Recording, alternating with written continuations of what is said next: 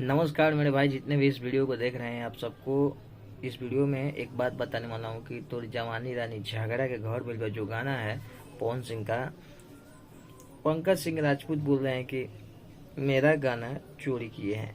तो ऐसा बात नहीं है। जितने भी पावर स्टार पवन सिंह के फैंस है इस वीडियो को लाइक करना स्टार्ट कर दीजिए, चैनल पर नहीं तो सब्सक्राइब कर दीजिएगा, क्योंकि यार खाली गाना का पंच लाइन मिलता है, बाकी सब अलग है, ठीक है।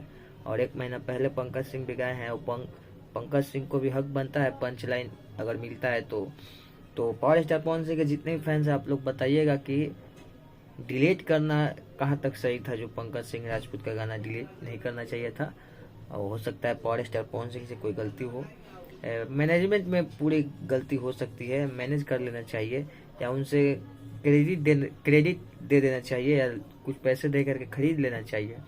ऐसा करना चाहिए ना कि डिलीट कर देना चाहिए। तो ये बात से कितने लोग सहमत हैं कमेंट बॉक्स में जरूर बताइएगा। और जितने भी पावर स्टार पवन सिंह के फैंस हैं इस वीडियो को लाइक कर दीजिएगा, अभी से अभी चैनल को सब्सक्राइब कर दीजिएगा। चलिए मिलते हैं किसी और वीडियो के साथ में, तब तक के लिए बाय।